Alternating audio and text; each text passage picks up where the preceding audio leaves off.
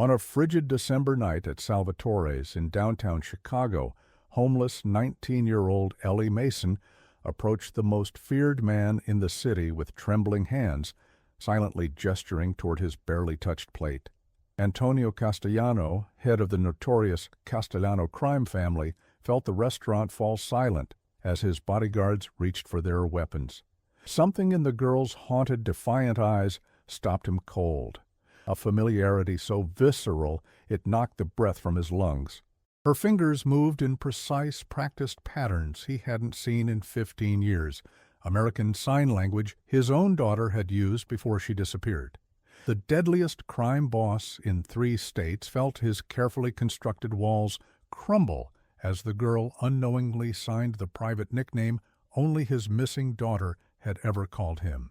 This is the story of how a chance encounter between a homeless deaf girl and a grieving father disguised as a monster would shatter Chicago's criminal underworld.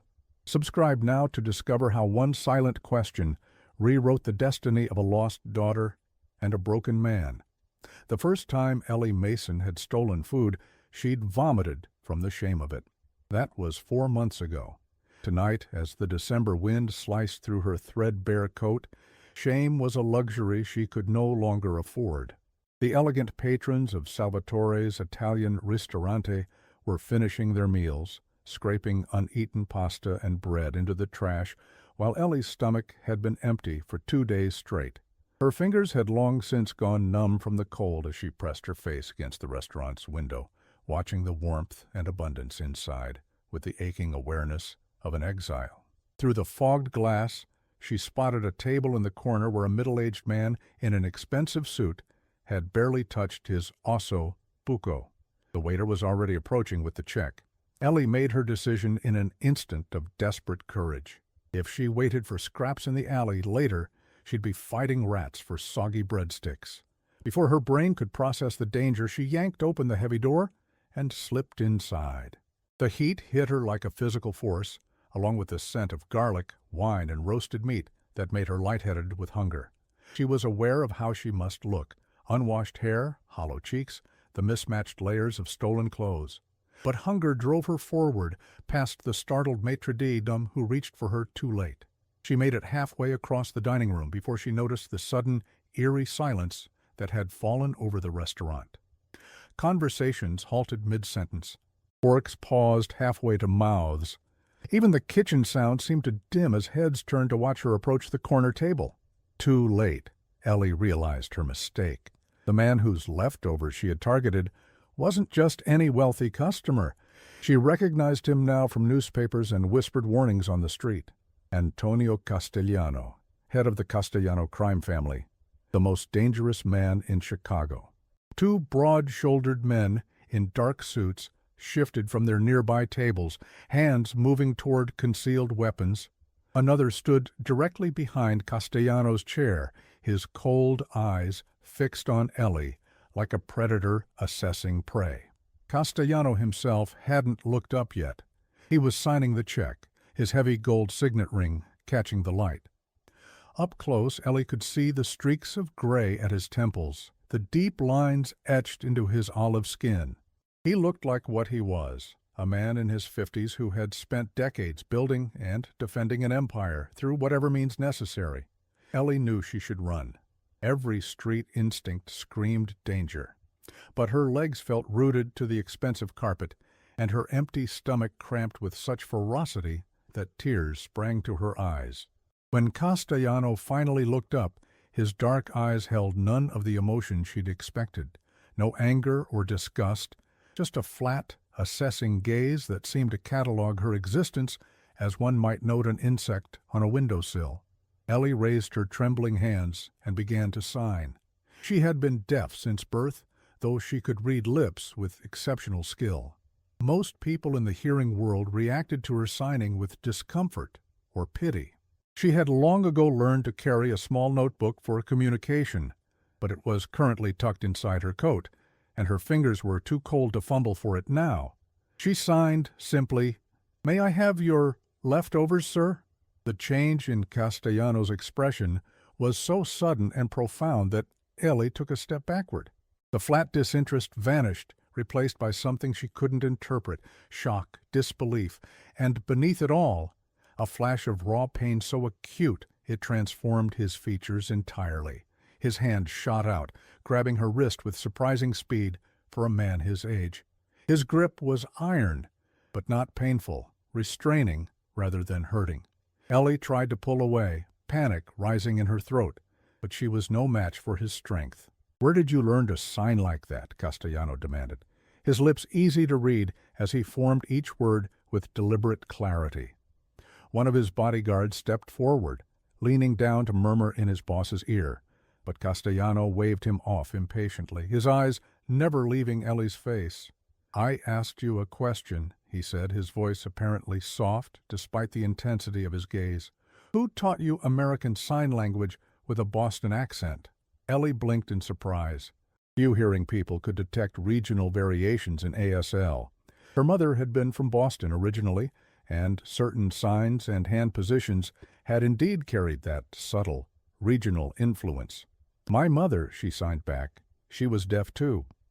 Castellano's grip tightened momentarily, then released her. His face had gone ashen beneath its natural olive tone. The bodyguards exchanged glances, clearly unsettled by their boss's reaction to this homeless girl. "What's your name?" Castellano asked, his hands awkwardly forming the signs as he spoke, the movements rusty but recognizable, the signs of someone who had once known ASL well, but hadn't used it in years. "Ellie," she signed, then spelled it out letter by letter, her fingers precise despite her fear. "Ellie Mason." Castellano stared at her hands as she spelled her last name, and something in his expression shifted again. A flicker of disappointment quickly masked. He pulled out a chair at his table. "Sit," he said, both speaking and signing. It wasn't a request. The bodyguards moved subtly, blocking potential exit routes. Ellie sat, her heart hammering against her ribs. The remaining food on Castellano's plate seemed to mock her now, her hunger temporarily forgotten in the face of more immediate concerns. Castellano studied her face with unsettling intensity, his eyes moving over her features as if searching for something. At last, he pushed his plate toward her. "Eat," he signed, his movements becoming more fluid as muscle memory returned. Ellie hesitated, then hunger won out over fear. She picked up the fork with as much dignity as she could muster and began to eat, trying not to shovel the food into her mouth, despite the desperate emptiness inside her. The veal was rich and tender, the risotto creamy and aromatic. She couldn't remember the last time she'd tasted food this good. Castellano watched her eat with an odd expression, part calculation, part something that almost resembled tenderness. When she'd cleaned the plate, he signaled to the waiter, who hurried over with obvious trepidation. "Bring tiramisu," Castellano ordered, "and coffee, hot chocolate for the girl." The waiter nodded frantically and disappeared. Ellie watched this exchange with growing confusion. Why was this notorious criminal feeding her dessert instead of having his men throw her out? Or worse. "How old are you?" Castellano signed. 19, Ellie replied. "Where is your mother now?" "Dead," she signed, the movement sharp with old grief. 3 years ago. Cancer. And your father?" Ellie's hands stilled momentarily. "Never knew him," she signed at last. Something flickered in Castellano's eyes, a calculation, a possibility being weighed. He reached inside his suit jacket, and Ellie tensed, but he merely withdrew a sleek smartphone. He typed something quickly, then turned the screen toward her. On the display was an old photograph of a young woman with wavy dark hair and a bright smile, holding a little girl of about 4 on her lap. The child's face was partially turned away from the camera, but both were clearly signing to each other, caught mid-conversation. "Do you recognize this woman?" Castellano asked, his eyes never leaving Ellie's face. Ellie studied the image, then shook her head. "No," she signed. "Should I?" Castellano took the phone back, staring at the photograph for a long moment before returning it to his pocket. "Her name was Grace," he said. "Grace Sullivan. She would have been about your mother's age now." Before Ellie could respond, the waiter returned with dessert and drinks. The hot chocolate came in a thick ceramic mug, topped with whipped cream and chocolate shavings. The rich aroma made Ellie's mouth water, despite the meal she'd just finished. She wrapped her cold hands around the mug, savoring the warmth. "Why are you helping me?" she signed after taking a sip. Castellano didn't answer immediately. He stirred his coffee, his signet ring tapping gently against the china cup. When he looked up, his expression had changed again, becoming closed and unreadable, the face of a man accustomed to keeping his thoughts hidden. "I had a daughter once," he signed, the movement slow and deliberate. "She was deaf. She would have been about your age now." The past tense made Ellie's stomach tighten with understanding. "I'm sorry," she signed. Castellano nodded once, acknowledging her sympathy without inviting further questions. "Finish your dessert," he said. "Then Marco will drive you wherever you need to go." Ellie hesitated, then signed, "I don't have anywhere to go." This simple admission seemed to satisfy something in Castellano. He nodded as if she had confirmed a theory he'd been developing. "Then you'll come with me," he signed. "I have a proposition for you." The proposition, as it turned out, was both simple and extraordinary. In the back of Castellano's sleek black Bentley, with the Chicago skyline gliding past rain-streaked windows, the crime boss explained his offer. "I need someone to translate," he signed. "Someone fluent in ASL who can be discreet." "Translate for who?" Ellie asked, suspicion warring with desperate hope. A job meant money. Money meant food and shelter. "My brother," Castellano replied, his face softening almost imperceptibly. "Stefano. He lost his hearing 2 years ago. Explosion. He refuses to learn ASL properly. Says he's too old, too stubborn. There was unmistakable affection in the last sign. But he needs to communicate," Ellie signed, understanding immediately. "And you need someone he'll accept help from." Castellano nodded, studying her with that same intense scrutiny that made Ellie feel like she was being X-rayed. "You're quick," he signed. "That's good." "Why me?" she challenged. "There are professional interpreters." "None I can trust with family business," he replied simply. Family business. The euphemism wasn't lost on Ellie. She was being invited into the inner workings of a criminal empire to translate conversations that would almost certainly involve illegal activities. The smart move would be to refuse, to get out of the car at the next stoplight and disappear back into the anonymous safety of Chicago's streets. Instead, she asked, "What's the pay?" Castellano named a figure that made Ellie's eyes widen. It was more money than she'd ever seen at one time, more than enough to get her off the streets and into an apartment. "Plus, room and board at my house while you're working with Stefano," he added. "Private room, meals, clothes." It sounded too good to be true, which meant it probably was. Ellie wasn't naive. She knew there had to be more to this offer than simple translation services. Yet the alternative was returning to the streets, to hunger and cold and constant fear. "Why do you really want to help me?" she signed, needing to understand his motivation. Castellano's expression changed again, the mask slipping to reveal a glimpse of old grief. "You remind me of someone," he signed, his movement suddenly less precise, more emotional. "And I couldn't save her." Before Ellie could respond, the car turned through an imposing iron gate, revealing a sprawling estate set well back from the road. Security cameras mounted on stone pillars tracked their progress up a winding driveway flanked by bare winter trees. The house itself was a massive stone structure that looked like it belonged on a European hillside rather than the outskirts of Chicago, all arched windows and weathered granite, with light spilling from dozens of windows against the night sky. "Welcome to my home," Castellano signed as the car came to a stop before wide stone steps. "Your new home, if you accept my offer." Ellie looked from the mansion to the man beside her, this dangerous, grieving father who saw in her the ghost of his lost daughter. She knew that stepping into his world would change her life irrevocably. The question was whether that change would be salvation or damnation. "I accept," she signed, committing herself to a path from which there might be no return. Castellano nodded as if he had never doubted her answer. "Good," he signed. "We begin tomorrow."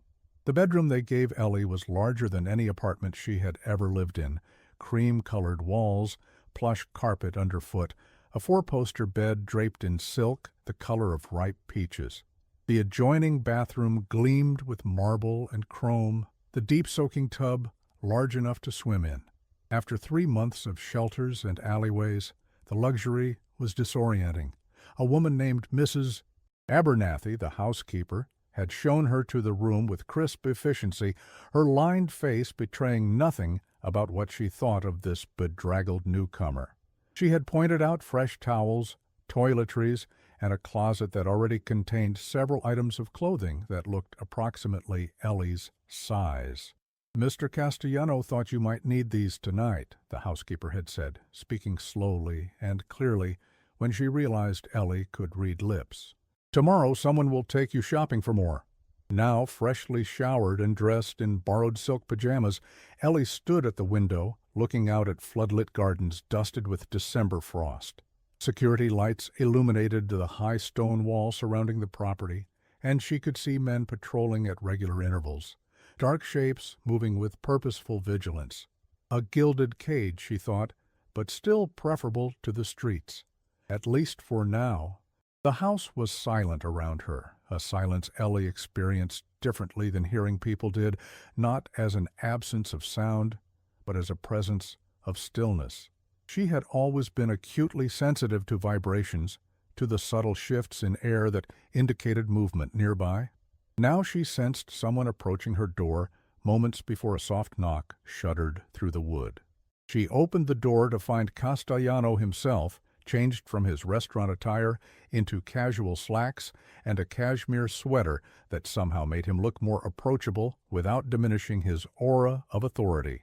He held 2 mugs of what smelled like hot chocolate. "May I come in?" he signed, balancing the mugs carefully to free his hands. Ellie nodded, stepping back to allow him entry. She accepted one of the mugs, wrapping her hands around the warmth. The hot chocolate was rich and dark, laced with something that might have been cinnamon. Castellano settled into an armchair near the window, gesturing for Ellie to take the seat opposite him. For a moment, he simply watched her, that same searching look she had noticed in the restaurant. "You're wondering why I brought you here," he signed at last. "Beyond the explanation I gave you in the car." Ellie nodded, appreciating his directness.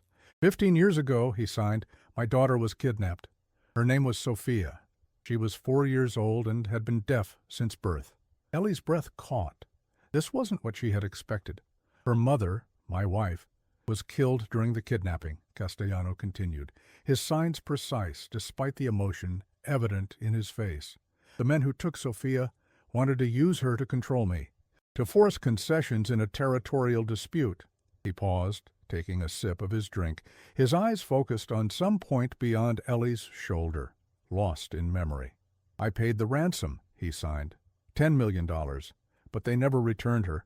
The men responsible died very painful deaths. But Sophia, his hands faltered for the first time. "We never found her body, never found any proof of what happened to her." Ellie felt a chill that had nothing to do with the winter night outside. "You think I might be her?" she signed, the realization dawning. "That's why you brought me here?" Castellano's gaze sharpened, returning fully to the present. "The thought occurred to me," he admitted. "You're the right age. You sign with an unusual accent. You have no known father." He shook his head slightly. "But no, your eyes are wrong. Your bone structure. Sophia had her mother's features, delicate heart-shaped face. And your history." He sighed. "I had my people check while you were bathing. Your mother's name was Margaret Mason.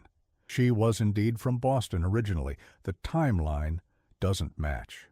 The efficiency with which he had investigated her past was unsettling, a reminder of the resources and connections at his disposal. "Then why am I here?" Ellie signed, confusion evident in her movements. "Because for a moment tonight, when you approached my table, I thought a miracle had happened," Castellano signed, raw honesty in every movement. "And even knowing you're not her, you still remind me of what I lost, what was taken from me." He set his mug down, his signs becoming more emphatic. "My brother needs help. You need a home. This arrangement benefits us both." Ellie studied him, trying to reconcile this grieving father with the ruthless crime boss she knew him to be. Both were real, she realized. Both were true. "What if I want to leave?" she signed. "You're not a prisoner," he replied, a bower, "but I hope you'll give this arrangement a chance. Help Stefano. Let me help you." He rose from his chair, moving toward the door. "Get some rest. Tomorrow will be a full day." At the threshold, he turned back, signing, "One more thing. In this house, your family. And I protect my family, Ellie. Remember that." The door closed behind him, leaving Ellie alone with her thoughts and a decision that felt both already made and somehow still hanging in the balance. She returned to the window, watching the guards patrol the perimeter of her new sanctuary. Family, she thought. She hadn't had that in a very long time. Morning brought the promised shopping expedition, with Mrs. Abernathy as an unexpectedly knowledgeable guide through Chicago's high-end boutiques. The housekeeper had a keen eye for what suited Ellie's slender frame, selecting clothing that was both elegant and practical. By afternoon, Ellie had a wardrobe that would have cost several months' rent at the kind of apartment she'd dreamed of affording someday. "Mr. Castellano said to ensure you have everything you need," Mrs. Abernathy explained when Ellie expressed concern about the cost. The older woman's lips moved with the precise clarity of someone accustomed to communicating with the deaf. "He's very particular about appearances." Ellie wondered if that explained her presence in the Castellano household, if she was merely an accessory, a project for Antonio to distract himself from old grief. The thought stung more than it should have. They returned to the mansion, in time for Ellie to change before her first meeting with Stefano Castellano. Mrs. Abernathy suggested a simple navy dress and low heels, appropriate for what she called family dinner. The dress fit perfectly, making Ellie almost unrecognizable to herself in the full-length mirror, a transformation from street urchin to something approaching elegance in less than 24 hours. Marco, the bodyguard who had accompanied them shopping, escorted Ellie to a formal dining room where Antonio waited with a man who could only be his brother. The family resemblance was striking, though Stefano was slighter in build, his hair more fully gray, his posture less commanding. A jagged scar ran from his right temple to the corner of his jaw, disappearing into his beard. A souvenir, Ellie guessed, from the explosion that had taken his hearing. Antonio rose when she entered, signing, "Ellie, this is my brother Stefano." "Stefano, this is Ellie Mason, the interpreter I told you about." Stefano scowled, directing his response to his brother rather than to Ellie. "I told you I don't need a damn interpreter," he said, his speech slightly slurred in the way common to those who have lost their hearing as adults and can no longer hear their own pronunciation. "I'm not some invalid." Antonio sighed, glancing at Ellie apologetically before responding to his brother. "No one said you're an invalid, but you can't hear, and you refuse to learn more than basic signs. This arrangement is practical, not pitying." Ellie stepped forward, making sure Stefano could see her hands clearly. "I'm here to help communication flow both ways," she signed and spoke simultaneously, her voice unused but functional. She had learned to speak as a child before her mother decided to raise her exclusively in the deaf community. The words felt strange in her mouth now, but she could see from Stefano's expression that her ability to bridge both worlds surprised him. "You can talk?" he asked, studying her with renewed interest. "When necessary," Ellie signed and spoke. "But signing is my first language." Stefano grunted, seemingly mollified. "At least Antonio didn't saddle me with some perky interpreter who only knows signs from a textbook." He gestured to the chair beside him. "Sit. If we're doing this, you might as well be comfortable." The dinner that followed was a study in contrasts. The food was exquisite, a progression of Italian dishes prepared by a private chef who clearly knew the family's preferences intimately. The conversation, however, was tense and halting, with Stefano alternating between grudging engagement and sullen withdrawal.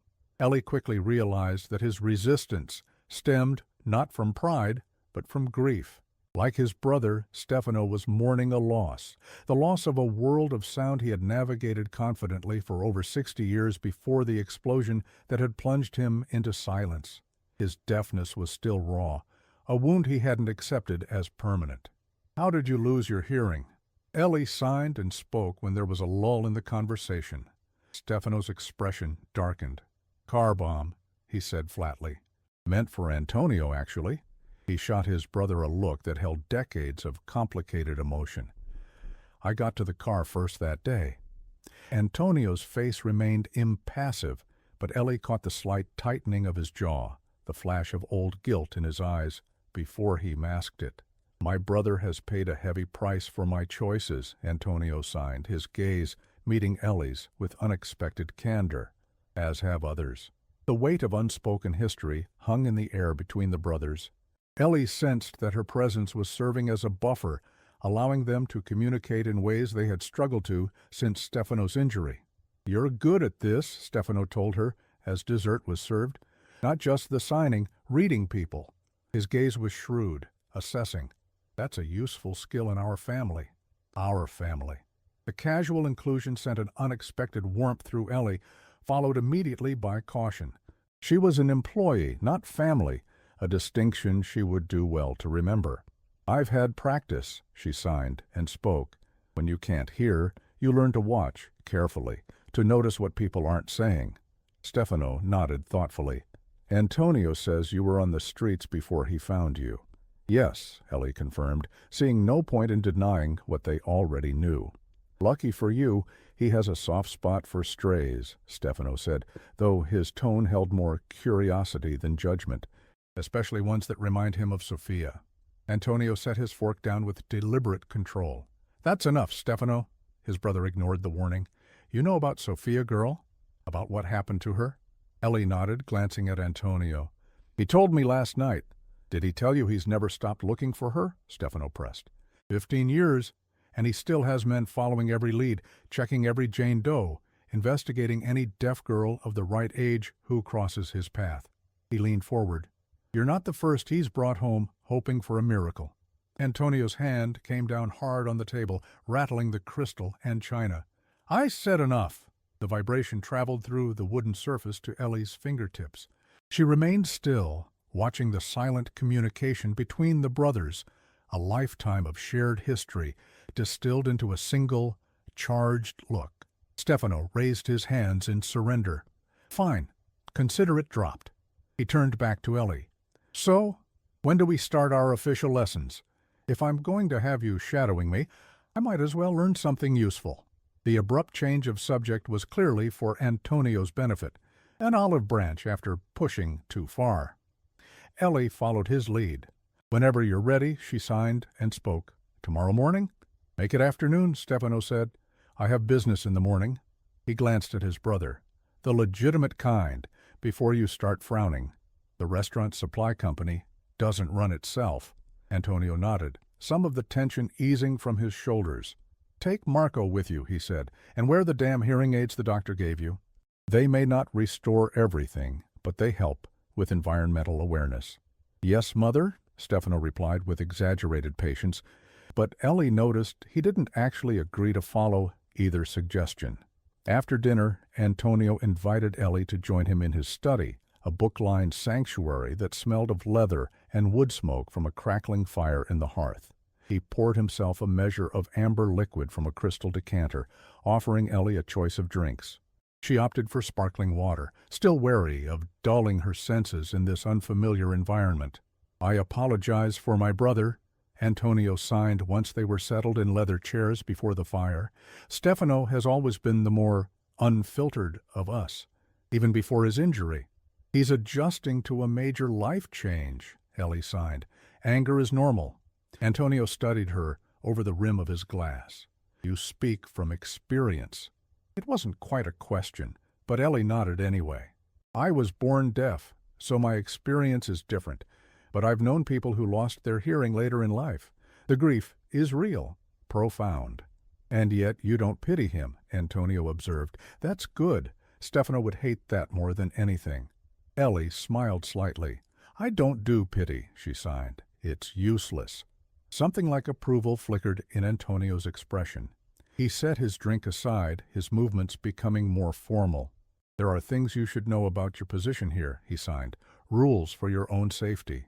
Here it comes, Ellie thought. The limitations, the boundaries, the true nature of her gilded cage. "First, you don't leave the estate without security, either Marco or another of my men," Antonio signed. "This isn't negotiable." Ellie nodded, having expected as much. "Because I'm valuable as Stefano's interpreter," she signed. "Because you're under my protection," Antonio corrected. "And I have enemies who would use you to get to me if they could." The bluntness of this assessment was chilling, but Ellie appreciated the honesty. "What else?" "What you see and hear in this house stays in this house," Antonio continued. "Stefano is involved primarily in our legitimate businesses, but not exclusively. You will likely witness conversations about matters that would interest law enforcement. Your discretion is absolute." Again, Ellie nodded. She had already made her peace with this aspect of the arrangement. "I understand." "Finally," Antonio signed, his expression softening almost imperceptibly. "This is your home now, for as long as you wish it to be. Even after Stefano learns enough ASL to communicate independently, which I hope you'll encourage, your place here is secure." This unexpected generosity caught Ellie off guard. "Why?" she signed, the question escaping before she could censor herself. "Why offer me a permanent place?" Antonio was silent for a long moment, the firelight casting his face in warm gold and deep shadow. When he finally responded, his signs were careful, measured. "Because I recognize something in you," he signed. "A resilience, a dignity despite circumstances that would break many others." His gaze held hers. "And because I can." It wasn't the whole truth. Ellie sensed layers of motivation he wasn't revealing, but it was honest as far as it went. She inclined her head in acceptance. "Thank you," she signed, "for everything." Antonio nodded once, then rose, indicating their conversation was at an end. At the door he paused, signing, "One last thing. Stefano was right about one thing. I have brought others here before. Girls who might have been Sophia." His expression was carefully neutral. "They didn't stay long. You're different." Before Ellie could ask how exactly she was different, Antonio was gone, leaving her alone with the crackling fire and the growing certainty that she had stumbled into something far more complex than a simple employment arrangement. The days that followed established a routine of sorts. Mornings were devoted to Stefano's ASL lessons, which progressed with surprising speed once he committed to learning. His initial resistance gave way to genuine interest, particularly when Ellie began teaching him the more colorful aspects of deaf slang and culture. "So this," Stefano demonstrated a particular hand shape near his forehead, "is the polite sign for stupid.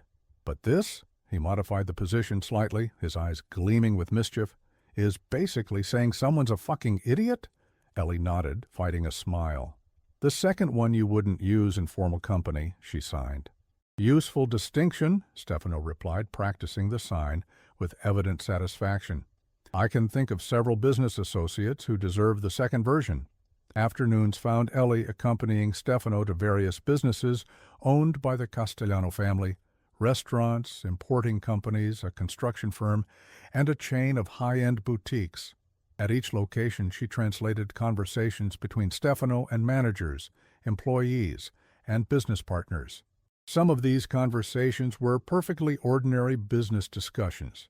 Others contained veiled references and coded language that Ellie pretended not to understand, though her street-honed instincts easily identified discussions of money laundering, protection arrangements, and territorial agreements with other criminal organizations. Stefano watched her carefully during these exchanges, testing her discretion. Ellie maintained a professional demeanor throughout, translating exactly what was said without reaction or judgment. By the end of the first week, she could sense his growing trust. "You're good at this," he told her, as they left a meeting at a dockside warehouse that clearly served as more than just a storage facility for imported olive oil and wine. "Not everyone can hear what's happening and pretend they don't understand. I'm paid to translate, not interpret beyond the words, Ellie signed, deliberately playing on the dual meaning of interpret in her profession. Stefano laughed, the sound slightly too loud in the way common to the recently deafened. Antonio chose well with you, he said, smart and discreet. Evening dinners became a family affair, with Antonio joining them most nights. Sometimes other associates would be present, captains in the Castellano organization, business partners, the occasional politician, or judge who owed their position to Antonio's support. During these dinners, Ellie observed the complex power dynamics of Antonio's world, the careful balance of respect and fear that kept his empire functioning. What surprised her most was discovering the deep loyalty Antonio commanded among his inner circle. These were not men who followed him solely out of fear, but out of genuine respect and even affection. She watched how he remembered details about their families, how he mediated disputes with fairness, how he rewarded loyalty generously while punishing betrayal without mercy. One evening, about 2 weeks into her stay, Antonio asked Ellie to join him after dinner in the mansion's greenhouse, a vast glass structure attached to the east wing, filled with exotic plants and warmed to a tropical temperature even in December. The air was heavy with humidity and the rich scent of flowers and earth. Antonio led her to a bench surrounded by orchids in a dozen vibrant colors. This was Grace's passion, he signed, gesturing to the carefully tended plants. Sophia's mother. She would spend hours in here. Ellie looked around with new appreciation, understanding this was more than just an expensive indulgence. It was a memorial to a loved one. She was deaf as well? Ellie asked, remembering the photograph Antonio had shown her that first night. Antonio nodded. Born deaf, like you, like Sophia. We met when I was 23, just taking over the family business after my father's death. His signs took on a nostalgic quality. She was working as an ASL tutor. My sister was dating a deaf man and wanted to learn to communicate better. Grace came to the house twice a week. He smiled at the memory, revealing a softer side that Ellie had glimpsed only rarely. She wasn't impressed by me at all. Treated me like any other student, expected me to practice, corrected my mistakes without apology.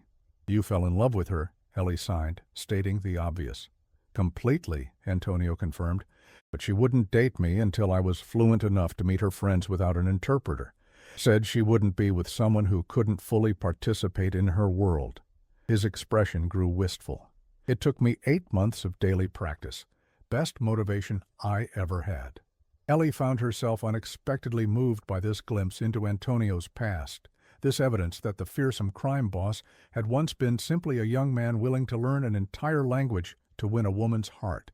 When Sophia was born deaf, Grace was overjoyed, Antonio continued. Said our daughter would have the best of both worlds, the deaf community through her, the hearing world through me. His hand slowed, grief shadowing his features. After they were taken from me, I stopped signing for years, couldn't bear it. The silence reminded me too much of what I'd lost. But you started again, Ellie observed. For Stefano. For Stefano, Antonio agreed. And because? He hesitated, then signed, because I made a promise to Grace that if Sophia ever came back to me, she would find her father still fluent in her language. The raw hope in that statement broke Ellie's heart. 15 years later, he was still keeping promises to a dead woman, still maintaining faith in a miracle. That's why you recognized my Boston accent in ASL, Ellie signed, understanding dawning. Grace was from Boston, too. Antonio nodded. South Boston originally, like your mother. He studied Ellie's face in the diffused light filtering through the glass ceiling. When you approached my table at Salvatore's, signing with that particular accent, for a moment I thought. He shook his head. But of course it was just a coincidence. A coincidence, Ellie echoed, a strange sensation prickling at the back of her neck. Yes. But later that night, lying awake in her luxurious bedroom, Ellie found herself troubled by questions she hadn't thought to ask before.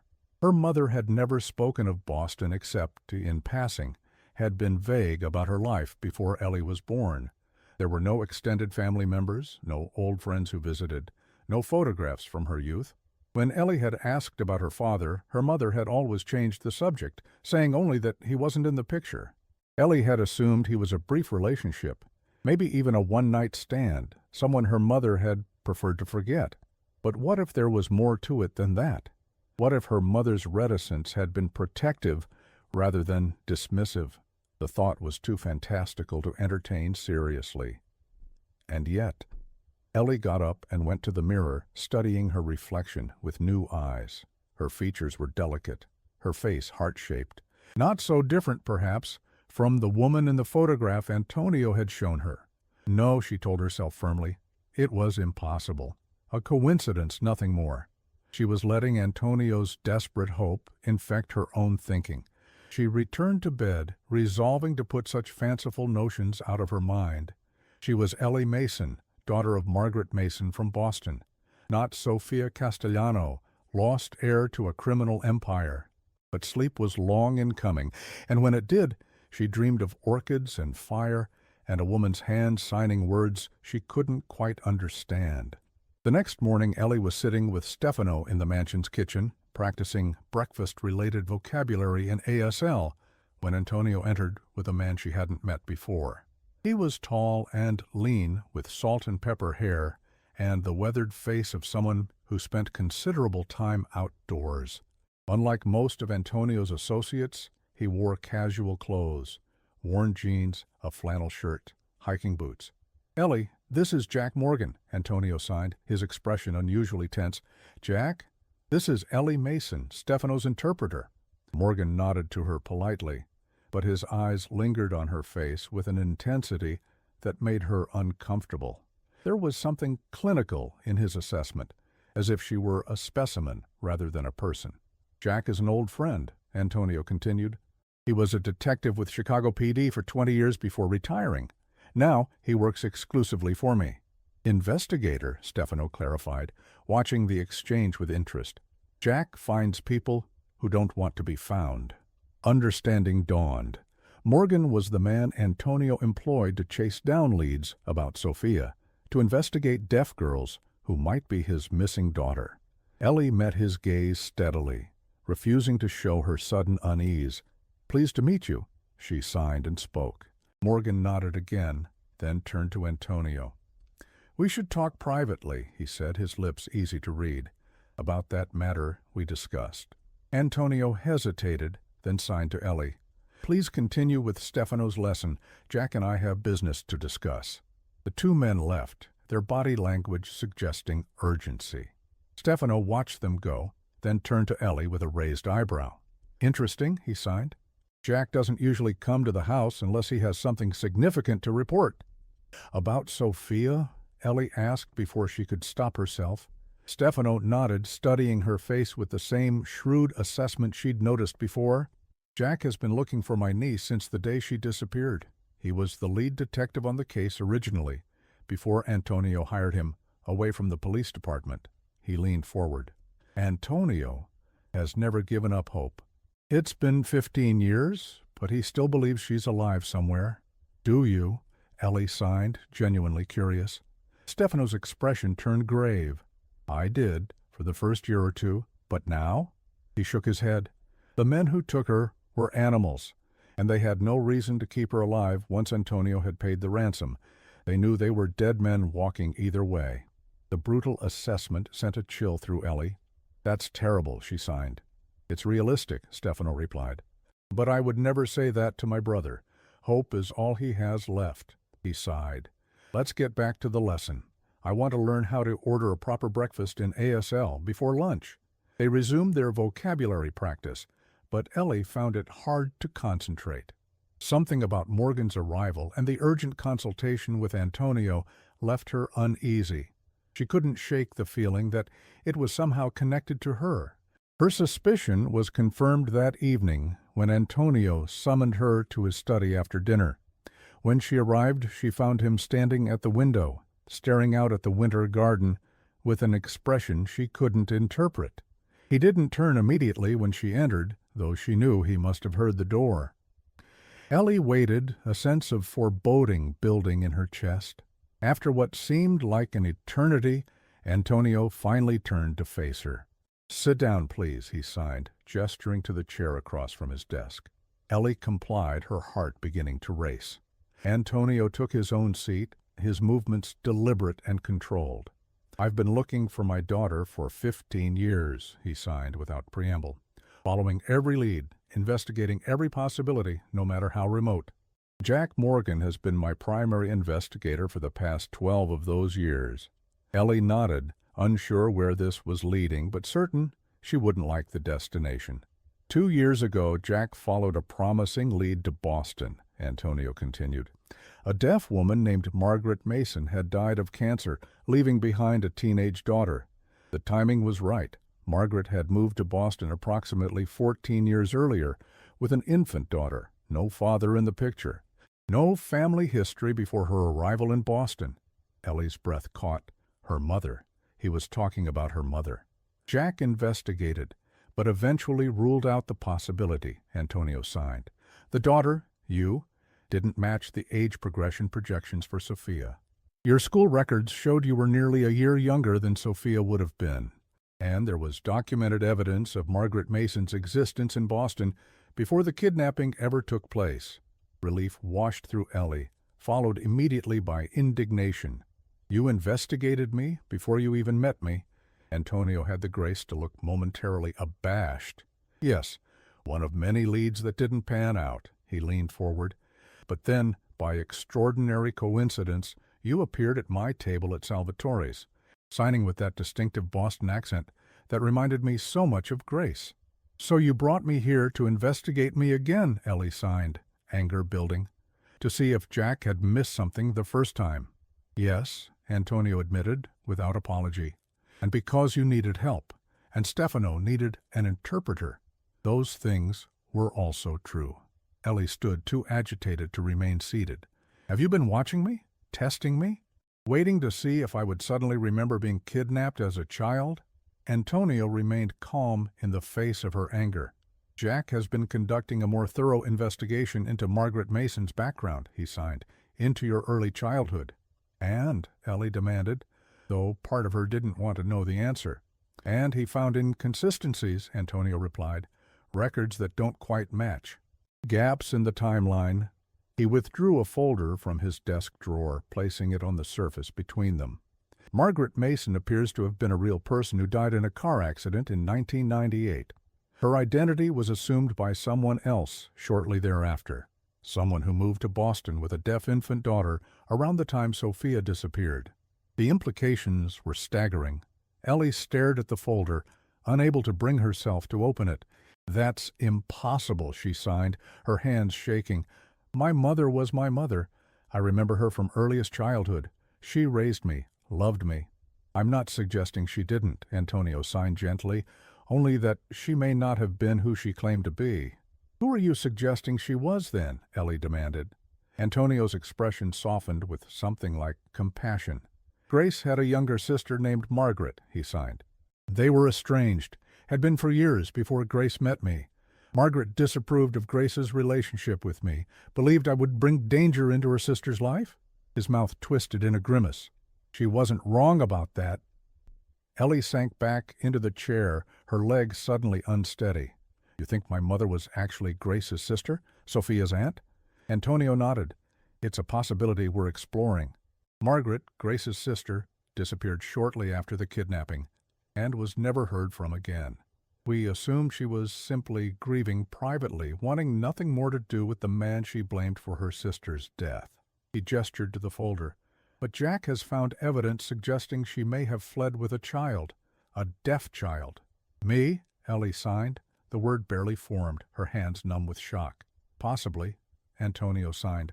If true, it would explain why she took a new identity, why she raised you in the deaf community where you'd be less likely to encounter news about the Castellano family, why she never spoke of her past or your father. Ellie tried to process this information, her mind reeling. Could it be true? Could her entire life have been built on a foundation of lies and hidden identities? And if her mother wasn't Margaret Mason originally, then who was Ellie herself? There's a simple way to know for certain, Antonio signed, his gaze steady on her face. A DNA test would tell us if you're related to me. The suggestion hung in the air between them, laden with implications. If she was related to Antonio, it meant her mother had lied to her for her entire life. It meant she wasn't who she thought she was, but it didn't necessarily mean she was Sophia. Even if my mother was Grace's sister, Ellie signed carefully, that doesn't make me Sophia. It would make me your niece by marriage, not your daughter. Antonio nodded, acknowledging the point. That's true, but it would be an extraordinary coincidence. Margaret disappearing with a deaf infant girl, at the same time Sophia vanished. He hesitated, then added, "There's also this." He reached into his pocket and withdrew a small silver locket on a delicate chain. Opening it, he passed it to Ellie. Inside was a tiny photograph of a dark-haired woman holding a baby, their foreheads pressed together in an intimate moment of connection. Grace wore this locket every day, Antonio signed. It was missing after the kidnapping. We assumed the kidnappers took it for the silver. He met Ellie's eyes. Jack found a similar locket among your mother's possessions in Boston. It was listed in the inventory of items you sold after her death to pay for funeral expenses. Ellie stared at the locket, a memory surfacing, her mother wearing a silver necklace that she always tucked beneath her clothing that she never removed. Ellie had found it after her death, had held it briefly before selling it, along with other jewelry to cover the astronomical costs of cancer treatment and burial. This doesn't prove anything, she signed, but her certainty was wavering. No, Antonio agreed. Only a DNA test can do that. Ellie closed the locket, returning it to Antonio with shaking hands. And if I refuse the test? Something flickered in Antonio's eyes. Disappointment, perhaps, or resignation. Then nothing changes, he signed. You remain Stefano's interpreter. You keep your place in this household for as long as you wish. My offer wasn't conditional on you being Sophia. The generosity of this response surprised Ellie, cutting through some of her defensiveness. Why tell me all this if you're not going to insist on the test, she signed. Because you deserve to know the possibilities, Antonio replied. Because if there's even a chance you're my family, whether my daughter or my niece, you should have that information to make your own choices. He spread his hands in a gesture that encompassed the study, the mansion, his whole world. And because secrets in this family have a way of becoming weapons, I would rather arm you with knowledge than leave you vulnerable to discovery. It was a surprisingly honest answer, one that acknowledged the power dynamics at play while respecting her autonomy. Ellie found herself grateful for his directness, even as she struggled with the implications of what he'd shared. I need time to think, she signed. Antonio nodded. Of course, take all the time you need. As Ellie rose to leave, a thought occurred to her. Does Stefano know about this? About your suspicions regarding me? No, Antonio signed. I've told no one except Jack. This is your story, Ellie, your potential history. It's not for me to share without your permission. The consideration in this response touched Ellie more deeply than she expected. At the door, she turned back, signing, "Thank you for your honesty and for giving me a choice." Antonio inclined his head in acknowledgement, his expression grave, but gentle. Whatever you decide, Ellie, know that you have a home here. That much is certain, regardless of blood. In her room, Ellie paced for hours, her mind churning with possibilities. Could it be true? Could her mother have been Grace's sister, fleeing with Sophia after the kidnapping went wrong? It seemed fantastical, like something from a movie rather than real life. And yet, there had always been silences in her childhood, topics her mother avoided, histories left unexplained. The lack of family photos from before Boston, the way her mother would tense whenever crime stories appeared on the news, her insistence that Ellie stay within the deaf community, away from mainstream schools where she might have encountered more diverse perspectives. If her mother had been protecting her from Antonio, from the danger of the Castellano family's enemies, it would explain so much. But it would also mean her entire life had been built on a foundation of lies. And if she was Sophia, Ellie stopped pacing, the possibility too enormous to fully comprehend. If she was Sophia Castellano, her life would change irrevocably. She would inherit a name, a history, a fortune, and all the dangers that came with being the daughter of Chicago's most powerful crime boss. The question that haunted her most was why. If her mother, or the woman she'd believed was her mother, had taken her from Antonio, was it out of love or revenge? Had she been saving Sofia from a life of violence, or punishing Antonio for his role in Grace's death? Without Margaret alive to answer these questions, Ellie might never know the full truth. Dawn found her still awake, watching the winter sun rise over the frosted gardens. Her decision was made, had perhaps been made the moment Antonio showed her the locket. She would take the test. Whatever the results, she needed to know who she truly was. When she went downstairs, she found Antonio in the kitchen, making coffee with the focus he brought to all tasks. He looked up as she entered, his expression carefully neutral, though she sensed his tension. "I'll take the test," she signed simply. Relief and anxiety warred in his face. "Thank you," he signed. "Jack will arrange it today. The results should come back within 48 hours. 2 days to wait. 2 days to wonder if everything she knew about herself was a lie." "What happens after?" she signed. "If the test shows I'm related to you?" Antonio considered the question seriously. "That depends on what the relationship is," he signed. "If you're Sofia," his hands faltered briefly. "If you're my daughter, then you're my heir. Everything I have built would eventually be yours." He gestured to encompass the mansion. But Ellie understood he meant more than just the physical property. He meant his empire, his power, his enemies. "And if I'm your niece?" she pressed. "Then you're still family," Antonio signed without hesitation. "Still under my protection. Still with a place here if you want it." Ellie nodded, accepting this answer. "What about my work with Stefano?" "That continues regardless," Antonio assured her. "He's making excellent progress with you." A hint of dry humor entered his expression. "Although he might be less cooperative if he discovers you're his niece, rather than his employee." Stefano has always been prickly about accepting help from family. This glimpse of normal family dynamics, a proud man's resistance to assistance from relatives, struck Ellie as unexpectedly touching. These powerful, dangerous men were still brothers, with all the complex history that entailed. "I won't tell him until we know for certain," she signed. Antonio nodded gratefully. "The next 2 days will be difficult," he acknowledged. "But nothing changes until we have answers.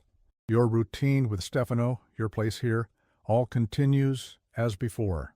Yet everything had already changed, Ellie thought, as she went to meet Stefano for their morning lesson. The simple act of agreeing to the test had shifted something fundamental between her and Antonio, had acknowledged the possibility that bound them together.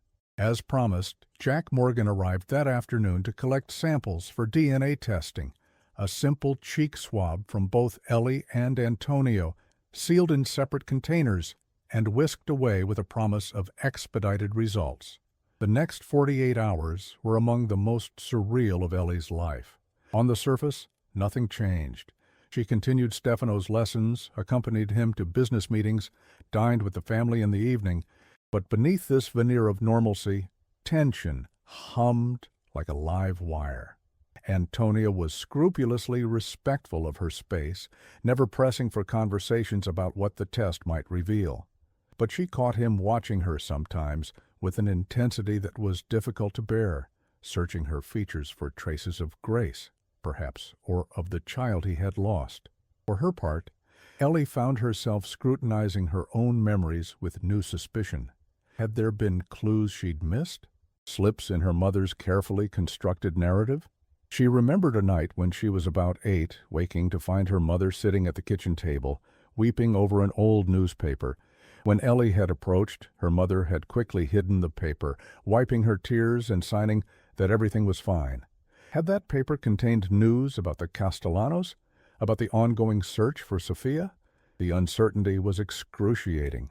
By the time Jack Morgan returned to the mansion on the evening of the second day, Ellie felt stretched to breaking point, balanced between two possible identities: Ellie Mason, orphaned daughter of Margaret Mason, or Sofia Castellano, lost heir to a criminal empire. Antonio summoned her to his study, where Jack waited with a sealed envelope. The investigator's expression revealed nothing as he handed the envelope to Antonio, who stared at it for a long moment before looking up at Ellie. "Whatever is in here," he signed, "know that my offer stands. This is your home for as long as you wish it to be." Ellie nodded, her heart pounding so hard she could feel the vibration in her chest. "Open it," she signed. "Please." Antonio broke the seal, withdrawing a single sheet of paper. His eyes moved over the text, his expression shifting through a series of emotions too complex to name before settling into profound stillness. When he looked up at Ellie, his eyes shimmered with unshed tears. "You're not my daughter," he signed, his hand steady, despite the emotion evident in his face. "You're not Sophia." Ellie exhaled, a tangle of relief and unexpected disappointment flooding through her. "I see," she signed, unsure what else to say. Antonio handed her the report. "But you are my niece," he signed. "Margaret Mason was indeed Grace's sister, your aunt, not your mother. The DNA match is conclusive."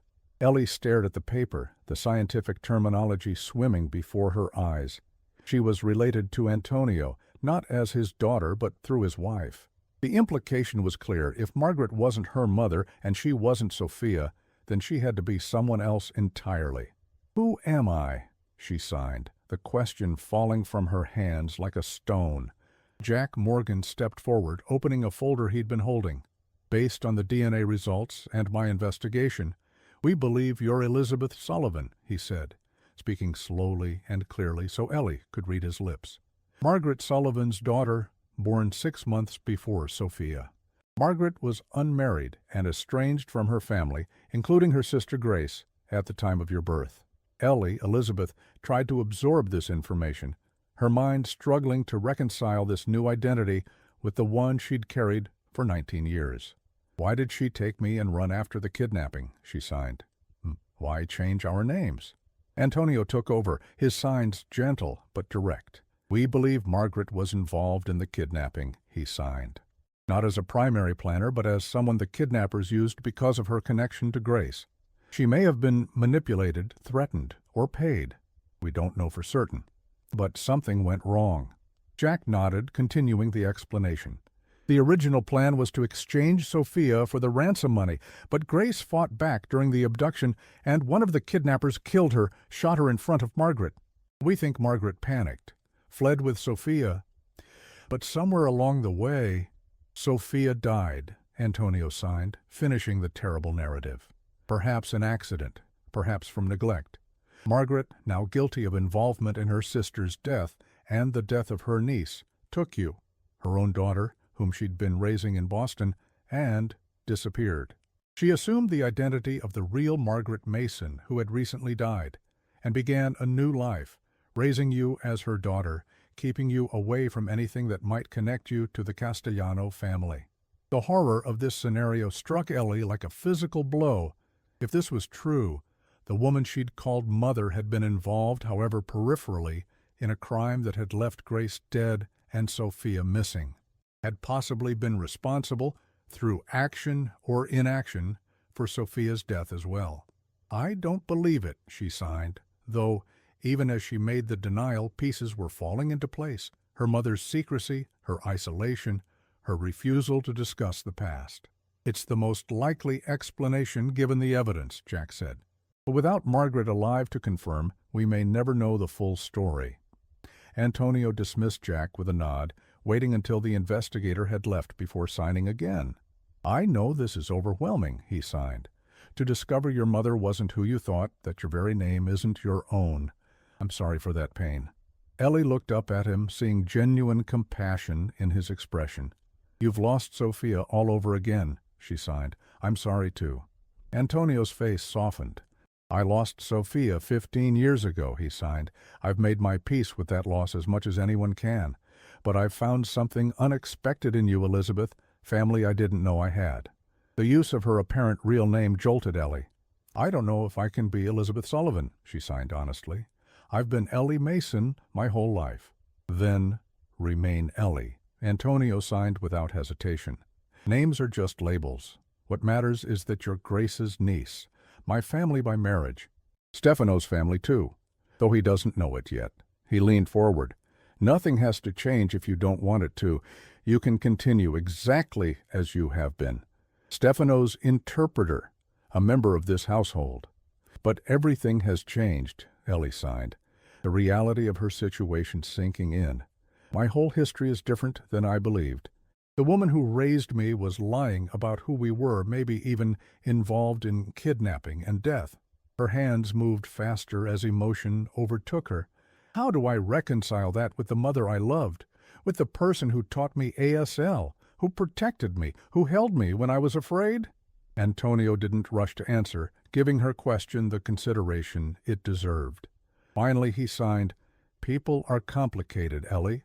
Margaret may have done terrible things, made unforgivable mistakes, and she may also have loved you genuinely, protected you as best she could within the constraints of the situation she created."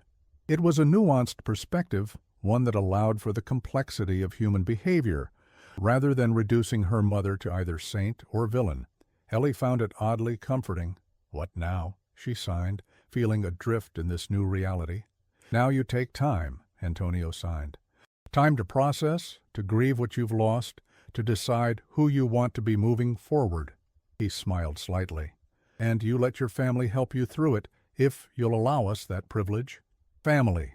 The word held new meaning now, weighted with history and obligation and potential.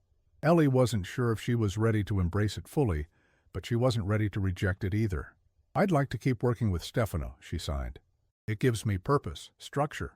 "Of course," Antonio agreed, "though we should tell him the truth soon. He deserves to know he has a niece." Ellie nodded, though the prospect of that conversation was daunting. "Tomorrow," she sighed. "Let me have tonight to adjust to being Elizabeth Sullivan before I have to explain it to someone else." "Tomorrow," Antonio confirmed. He hesitated, then added, "Whatever you decide about your place here, about your relationship to this family, know that I'm grateful to have found Grace's niece, to have some connection to the woman I loved, even if it's not the one I hoped for." The simple sincerity of this statement touched Ellie deeply. "Thank you," she sighed, "for searching, for caring enough to look for Sophia all these years, and for being kind to me, even knowing I'm not her." Antonio rose, coming around the desk to stand before her. For a moment he seemed unsure. Then he opened his arms in a tentative gesture. Ellie stepped into the embrace, allowing herself to be held by this man who was now her uncle by marriage, this dangerous, complex, grieving man who had given her a home when she had nothing. As his arms closed around her, Ellie felt something settle in her chest. Not resolution exactly, but acceptance. She wasn't Sophia Castellano, lost daughter of a crime lord. She was Elizabeth Sullivan, niece of Grace Sullivan Castellano. Both identities were new and would take time to fully inhabit. But for now, in this moment of connection with the only family she had left in the world, it was enough to simply be. Tomorrow would bring new challenges, telling Stefano, deciding how much of her new identity to embrace, navigating her place in the Castellano family with this altered understanding of their connection. But tonight she would allow herself this moment of peace, this brief respite before facing the complexities of her new reality. In Antonio's study, with the winter night pressing against the windows and the fire crackling in the hearth, Elizabeth, closed her eyes and let herself be held, finding in that embrace not the father she'd never known, but an uncle she never knew she had. It wasn't the miracle Antonio had hoped for when she approached his table at Salvatore's, asking for leftovers with hands that spoke a language of silence. But it was perhaps a different kind of miracle altogether, the discovery of family in the most unexpected of places, the forging of connections that transcended the lies that had separated them for 19 years. It wasn't a perfect ending, but it was a beginning, and for tonight that was enough.